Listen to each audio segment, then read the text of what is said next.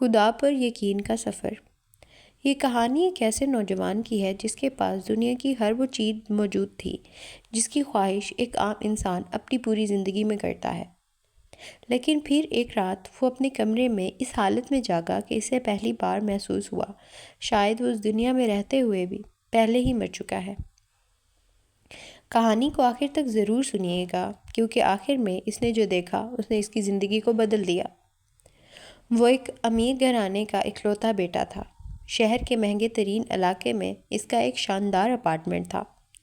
Garage میں کئی مہنگی اور لگژری گاڑیاں کھڑی رہتی تھیں۔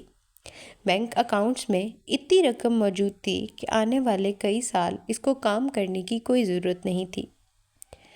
اس کی راتیں ایسی محفلوں میں گزرا کرتی تھیں جہاں شراب، موسیقی اور عیاشی، کسی چیز کی کوئی کمی محسوس نہیں ہوتی تھی۔ اس کی زندگی باہر سے دیکھنے میں جتنی ہی مکمل لگتی تھی، لیکن حقیقت یہ تھی کہ اس کی زندگی میں ایک چیز کی بہت کمی تھی، اور وہ کمی سکون کی تھی۔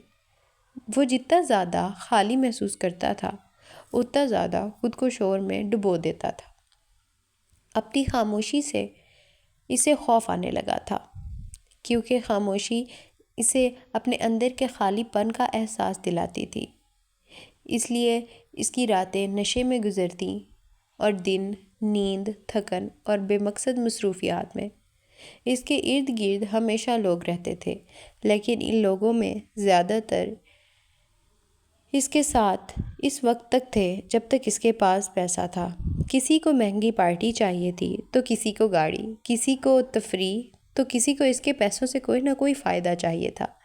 اس نے کبھی رک کر یہ نہیں سوچا تھا کہ اگر ایک دن اس کے پاس یہ سب نہ رہا تو کون اور کتنے لوگ اس کے پاس بیٹھیں گے۔ اس رات بھی وہ بہت دیر سے گھر واپس آیا تھا۔ اس کے قدم لڑکھڑانے لگے تھے، آنکھیں سرخ تھیں، کپڑے بکھرے ہوئے تھے اور سانسوں میں شراب کی تیز بو تھی۔ اس نے اپارٹمنٹ کا دروازہ کھولا اور اندر داخل ہوا۔ اس کا گھر خاموش تھا، اتنا خاموش کہ اسے اپنے قدموں کی آواز تک سنائی دے رہی تھی۔ وہ سیدھا اپنے کمرے میں گیا، موبائل بستر پر پھینکا اور جوتے اتارنے کی زحمت کیے بغیر ہی لیٹ گیا۔ اس رات اس نے معمول سے کہیں زیادہ نشہ کیا تھا۔ اس کے بعد کی اسے کوئی بات یاد نہیں تھی۔ رات گزر گئی، صبح ہوئی، پھر شام ہوئی، پھر اگلا دن بھی گزر گیا۔ اس کا جسم شاید نشے اور پانی کی کمی کی مسلسل تھکن کی وجہ سے ایسی حالت میں چلا گیا تھا جہاں کبھی اس کی آنکھیں چند لمحوں کے لیے کھلتی تھیں، کبھی وہ نیم بے ہوشی میں کچھ بڑبڑاتا تھا اور پھر دوبارہ بے خبر ہو جاتا تھا۔ وہ وقت کا حساب کھو چکا تھا۔ اسے نہیں معلوم تھا کہ کتنے گھنٹے گزر چکے ہیں۔ جب بالآخر اسے مکمل ہوش آیا تو کمرے میں دن کی روشنی پھیلی ہوئی تھی۔ اس نے آنکھیں کھولی تو روشنی اسے چبھنے لگی۔ سر میں شدید درد تھا، حلق بالکل خشک ہو چکا تھا، جسم میں ایسی کمزوری تھی کہ اسے چند لمحوں کے لیے سمجھ تک نہیں آئی کہ وہ کیسے اٹھے گا۔ وہ آہستہ سے بستر پر بیٹھا اور ارد گرد دیکھا۔ کمرہ ویسا ہی تھا، پردے وہی تھے، میز پر رکھی گھڑی وہی تھی، موبائل بھی وہی پڑا تھا جہاں اس نے پھینکا تھا۔ اس نے موبائل اٹھایا، اسکرین روشن ہوئی اور اس کی نظریں تاریخ پر جا کر رک گئیں۔ اس نے دوبارہ دیکھا، پھر وقت دیکھا، پھر تاریخ دیکھی۔ اس کے چہرے پر حیرت آہستہ آہستہ خوف میں بدلنے لگی۔ وہ تقریباً 2 دن بعد جاگا تھا۔ اسے یقین نہیں آ رہا تھا۔ اس نے اپنی نوٹیفیکیشنز کھولیں۔ درجنوں پروموشنل میسیجز تھے، کچھ بینکنگ الرٹس تھے اور کچھ سوشل میڈیا نوٹیفیکیشنز تھیں، لیکن کوئی بھی ایسی بزنس ریلیٹڈ ای میلز یا پیغام نہیں تھے جس میں کسی نے اس سے پوچھا ہو کہ وہ کہاں ہے۔ کوئی ایسا میسیج بھی نہیں تھا جس میں لکھا ہو کہ تم ٹھیک ہو۔ اس نے کال لاگز کھولیں۔ کچھ آٹومیٹڈ کالز تھیں بٹ وہ ان نون نمبر کی تھیں۔ کوئی کال ایسے شخص کی نہیں تھی جسے دیکھ کر اسے محسوس ہوتا کہ یہ شخص واقعی اس کی فکر کرتا ہے۔ اس نے چند دیر اسکرین کو دیکھا، پھر بینکنگ کریڈٹ کارڈ کی ایپ کھولی۔ 2 دن پہلے اس کی اپلیکیشن سے ایک پیمنٹ ہوئی تھی۔ اس نے ٹرانزیکشن کا ٹائم سٹیمپ دیکھی، پھر موبائل پر موجود باقی ڈیٹس دیکھیں۔ رات کا وقت اس نے گھر آ کر آخری گیپ کی تھی۔ اس کے بعد تقریباً 2 دن کی ٹرانزیکشنز تھیں۔ اس نے موبائل پیچھے پھینک دیا۔ کمرے میں پھر سے خاموشی چھا گئی۔ اسے اچانک خیال آیا کہ اگر ان 2 دنوں میں اس کی سانس رک جاتی تو، اگر وہ اسی بستر پہ مر جاتا تو کیا ہوتا؟ اگر اس کا جسم کئی دنوں بعد کسی کو ملتا تو؟ وہ کچھ دیر تک بے حرکت بیٹھا رہا، پھر آہستہ سے باتھ روم میں گیا۔ آئینے کے سامنے کھڑا ہوا۔ وہ ایک خوبصورت نوجوان تھا۔ کبھی وہ اپنے چہرے پر، شخصیت پر فخر کیا کرتا تھا۔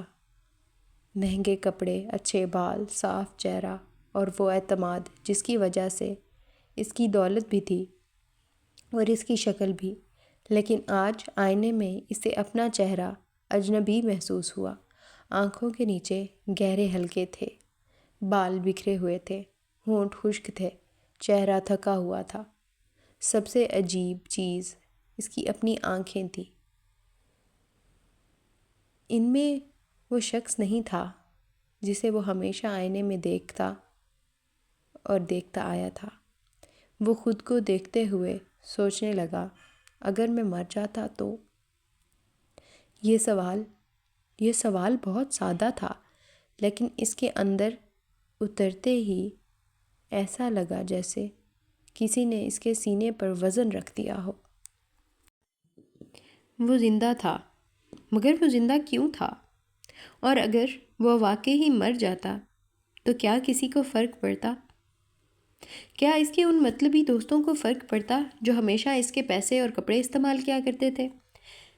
کیا اس کے ان بزنس پارٹنرز کو فرق پڑتا جو اس کے پیسے ہڑپ کرنے کے چکر میں اس کے آگے پیچھے منڈلایا کرتے تھے؟ کیا اس کے کسی رشتہ دار کو بھی اس کی کوئی پرواہ نہیں تھی؟ اس نے سر جھٹکا، کپڑے بدلے اور اپارٹمنٹ سے باہر نکل آیا۔ وہ نہیں جانتا تھا کہ وہ کہاں جانا چاہتا ہے، بس اسے وہاں سے نکلنا تھا۔ وہ گاڑی لے کر شہر میں گھومتا رہا۔ سڑکیں معمول کے مطابق مصروف تھیں، لوگ اپنے کاموں میں مصروف تھے۔ ریسٹورنٹ سے ہنسی اور کہکہوں کی آوازیں آ رہی تھیں، مہنگی گاڑیاں سڑکوں سے گزر رہی تھیں۔ نوجوان لڑکے لڑکیاں اپنے دوستوں کے ساتھ تصویریں بنا رہے تھے، یعنی شام اپنے عروج پر تھی۔ ایک وقت تھا جب یہی سب کچھ اس کی زندگی ہوا کرتا تھا، لیکن آج پہلی بار وہ ان چیزوں کو محسوس کر رہا تھا، اور ان چیزوں میں سے کچھ بھی اپنی طرف کھنچتا ہوا محسوس نہیں ہو رہا تھا۔ شاید یہ اس کی زندگی کا وہی موڑ تھا جس نے اس کی زندگی کو بدل دیا۔ وہ ایک کیفے کے سامنے گاڑی روک کر گاڑی سے باہر نکلا، کچھ دیر سڑک کے کنارے چلتا رہا، پھر اسے ایک پارک نظر آیا۔ وہ اندر چلا گیا۔ پارک میں بھی شام اپنے عروج پر تھی۔ کچھ فاصلے پر ایک مسلمان عورت اپنے بچوں کے ساتھ بیٹھی ہوئی تھی۔ بچے کھانا کھا رہے تھے اور وہ کبھی ان کے کپڑے درست کرتی، کبھی انہیں اپنے ہاتھوں سے کھلاتی اور کبھی ان کے بال سہلاتی۔ نوجوان کچھ فاصلے پر بیٹھ گیا۔ وہ خاموشی سے اس خاندان کو دیکھ رہا تھا۔ دوستو، یہاں پر وہ اس خاندان کو نہیں دیکھ رہا تھا، یہاں پر وہ اپنے اندر کی محرومی کو محسوس کر رہا تھا۔ اس محرومی کو جسے وہ خود نظر انداز کرتا آیا تھا، نشے، شراب اور بہت سی بری عادتوں کی وجہ سے۔ اسے عجیب سا احساس ہوا۔ وہ برسوں سے لوگوں کے درمیان رہتا آیا تھا، لیکن شاید اس نے پہلی بار ایسی غربت دیکھی تھی جس کے پیچھے کوئی فائدہ، کسی فائدے کی کوئی خواہش نہیں تھی۔ کچھ دیر بعد اس عورت کو اس کے قریب سے آنے والی شراب کی بو محسوس ہوئی۔ وہ اپنے بچوں کو قریب کر کے ذرا دوسری طرف ہو گئی۔ نوجوان نے یہ منظر دیکھ لیا تھا۔ اس نے اپنی آستینوں کی طرف دیکھا، پھر اپنے ہاتھوں کو بہت غور سے دیکھا، پھر اپنی سانس محسوس کی۔ اسے خود بھی شراب اور نشے کی بو محسوس ہو رہی تھی۔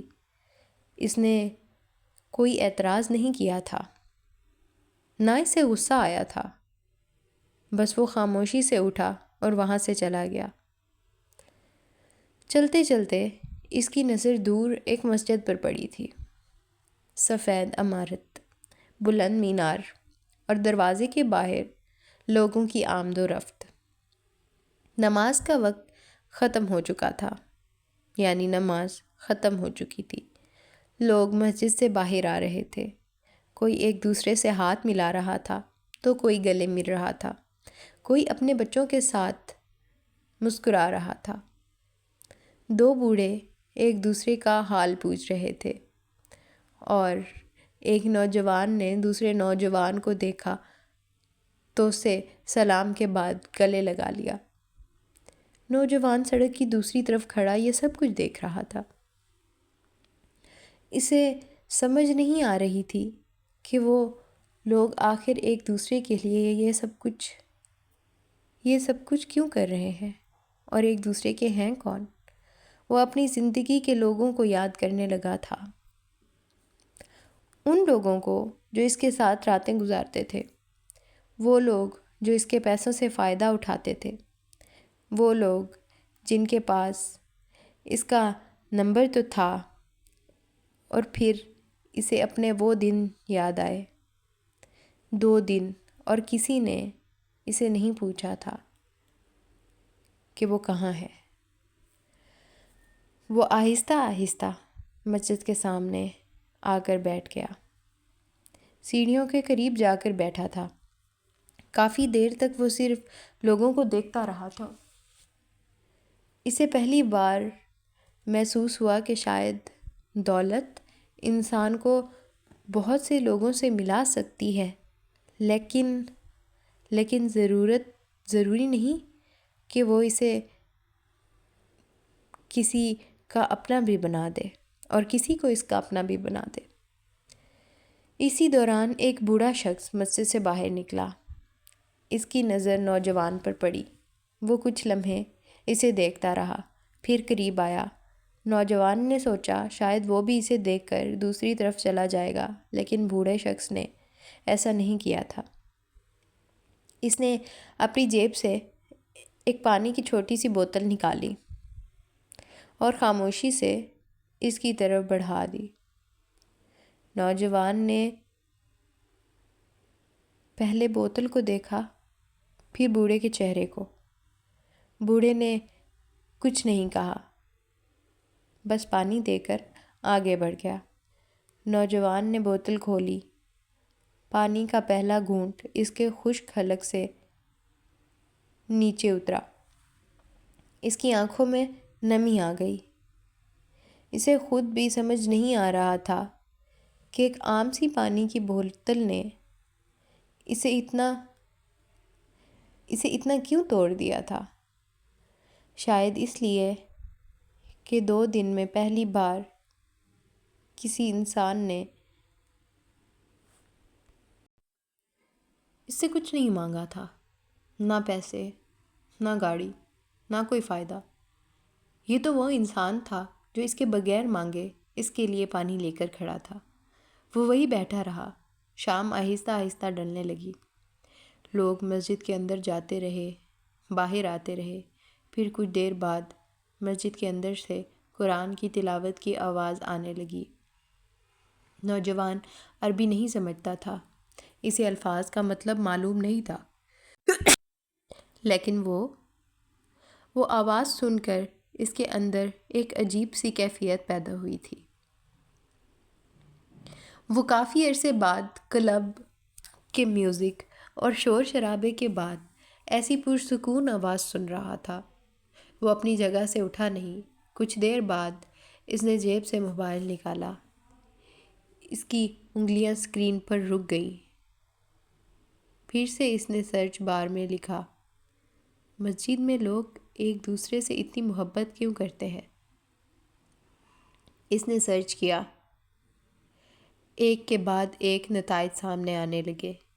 اسلام، اخوت، رحمت، نماز، اللہ۔ یہ سارے الفاظ اس کے جسم پر کپ کپی طاری کر دینے کے لیے کافی تھے۔ وہ پڑھتا رہا۔ اسے پہلی بار محسوس ہوا کہ شاید یہ صرف ایک مذہب نہیں تھا جسے وہ باہر سے دیکھ رہا تھا، شاید اس کے پیچھے ایک ایسی زندگی تھی جس کے بارے میں اسے کبھی کسی نے نہیں بتایا تھا۔ رات گہری ہوتی گئی، لوگ اپنے گھروں کو واپس جانے لگے، مسجد کے باہر خاموشی بڑھ گئی، لیکن وہ نوجوان وہی بیٹھا رہا۔ اس رات اس نے شراب نہیں پی، کسی کو فون نہیں کیا، کسی پارٹی میں نہیں گیا۔ وہ صرف اپنے موبائل کی اسکرین پر اسلام کے بارے میں پڑھتا رہا تھا۔ اسے ابھی اسلام کے بارے میں کچھ معلوم نہیں تھا۔ اس نے ابھی کلمہ نہیں پڑھا تھا، اس نے ابھی کوئی فیصلہ نہیں کیا تھا، لیکن ایک چیز ضرور بدل چکی تھی۔ ایک چیز ضرور بدل چکی تھی۔ برسوں میں پہلی بار اس کے اندر کسی چیز کو جاننے کی خواہش پیدا ہوئی تھی، اور اسے ابھی معلوم نہیں تھا کہ یہ چھوٹی سی خواہش آنے والے دنوں میں اس کی پوری زندگی بدلنے والی تھی۔ کیونکہ جس سوال نے اسے اس رات مسجد کے باہر بٹھایا تھا، اس کا جواب اسے صرف کتابوں میں نہیں ملنے والا تھا۔ اسے ایک ایسا واقعہ دیکھنا تھا جس کے بعد وہ اسلام کو صرف سمجھنے کی کوشش نہیں کرے گا، بلکہ پہلی بار اپنے دل سے اسے قبول کرنے کے بارے میں فیصلہ لے گا۔ کسی بھی بری عادت کو ترک کرنے کے لیے کچھ زیادہ وقت درکار نہیں ہوتا۔ دوستو، یہ ایک چھوٹی سی کہانی مکمل نتیجے پر ابھی تک نہیں پہنچی۔ وہ شخص شراب، نشہ، جوا سب کچھ چھوڑ چکا ہے، اسلام کے راہ پر گامزن ہے، اس خدائے حقیقی کی تلاش میں ہے جس خدا کی تلاش میں ایک بار حضرت سلیمان فارسی اپنا گھر بار چھوڑ چکے تھے۔ Thank you so much for listening. Please like, share and subscribe my channel.